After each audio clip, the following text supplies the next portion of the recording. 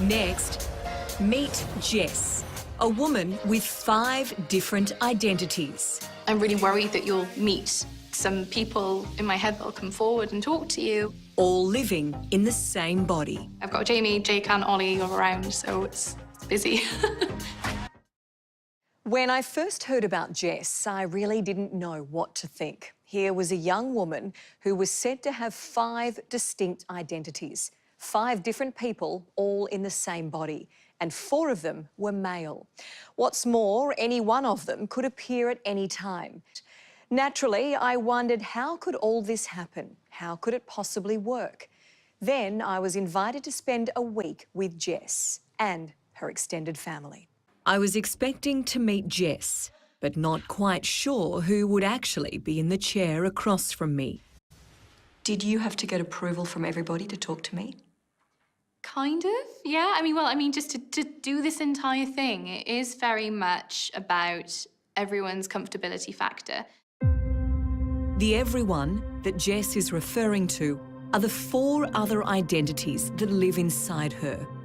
She calls them alters, and they are all male. Jess has dissociative identity disorder, or DID. There's Jamie, a 27-year-old country doctor. So Jamie's the only one with prescription lenses. Jamie has a very upper-class British accent. Just heading home now to finish one of our essays. Jamie's very intelligent. He's very charming. Ollie, a 14-year-old boy who has been inside of Jess since he was 7. He's a bit of a moody teenager. I have strong opinions for a 10-year-old. He wanted to grow up and be a dinosaur. Ed, a 29-year-old punk rock hairdresser. Ed is very artsy. He's very creative. I think I'm a bit of a dark horse. I think that's what a lot of people describe me as. And he does all of this left-handed, you know, so the rest of us are right-handed. And Jake, a 25-year-old Californian pop star. Jake is about 5'6", and he's like quite slim and lean and muscular. Blah, I keep tripping over my words. I think I'm just too excited. He's got this brilliant Hollywood white smile, and he's very good looking. And although Jamie, Jake, Ollie and Ed all see themselves as individuals, they all exist inside Jess. They all have relationships with one another and exist in what they call their inner world. Jake and Jamie are brothers. Jamie and Ed are partners.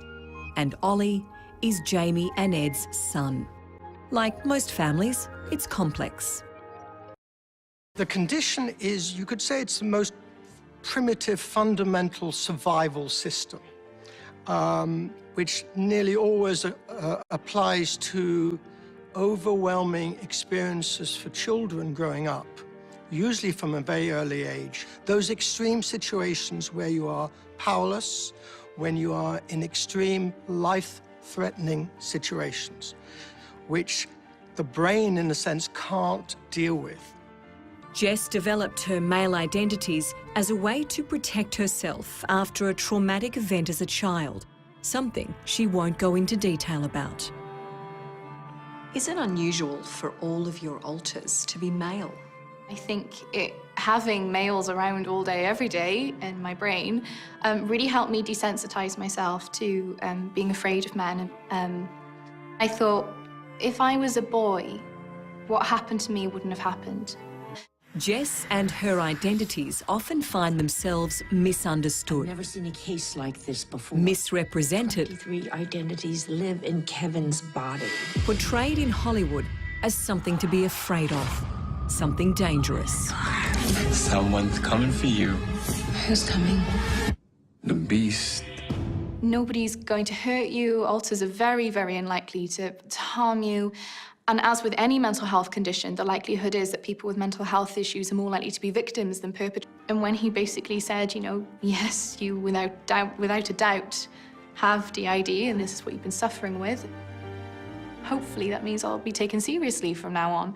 And people will start to recognize that This isn't just something made up, this isn't just something on television, this is something in real life that I have to suffer with daily.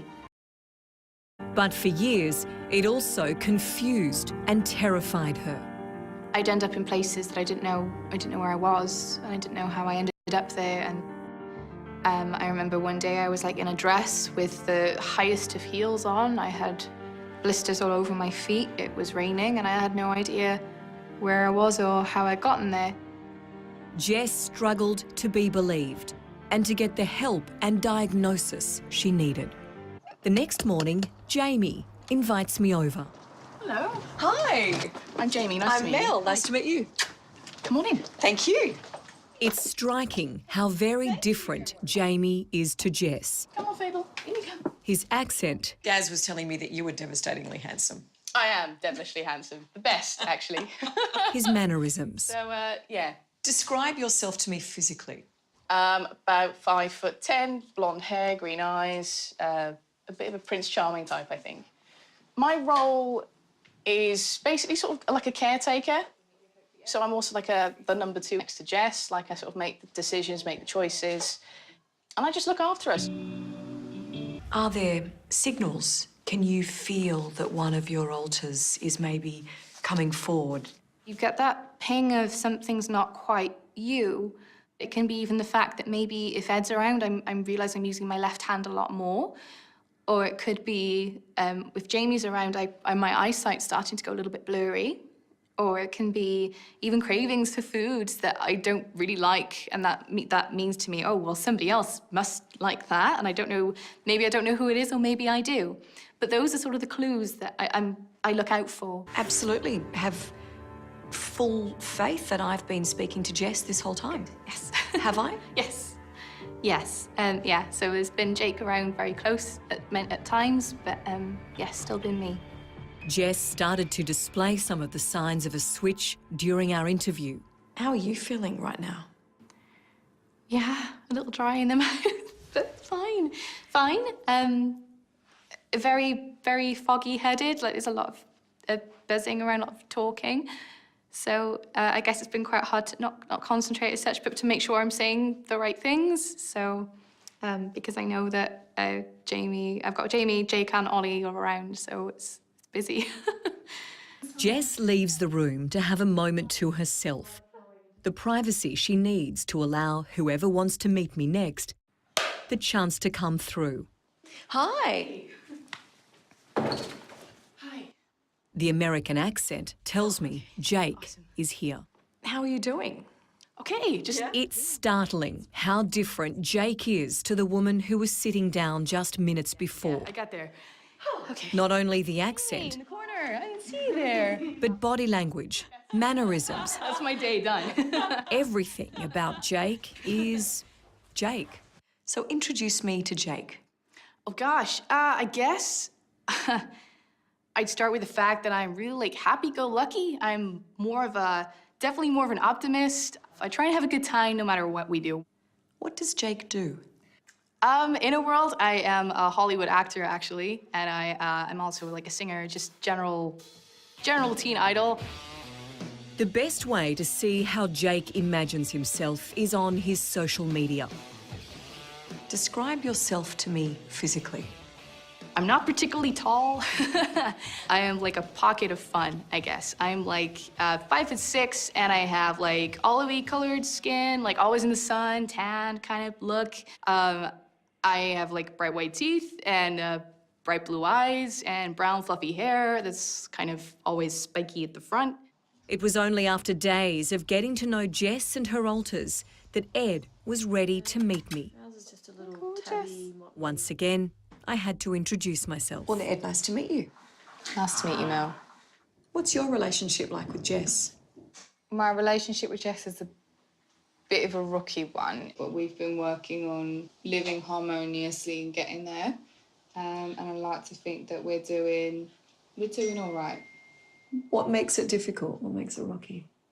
We've just got different ways of... We don't really see eye to eye, but we're trying to at least be humble and at least be on the same wavelength. Today, Jess and her alters have found a way to share their lives and keep the peace. So unsettling. Oh my God, the view though. Oh, that's gorgeous. Ow. I'm just being accepting of whatever happens, happens, and I'm hoping for the best and that we can work together and live together harmoniously.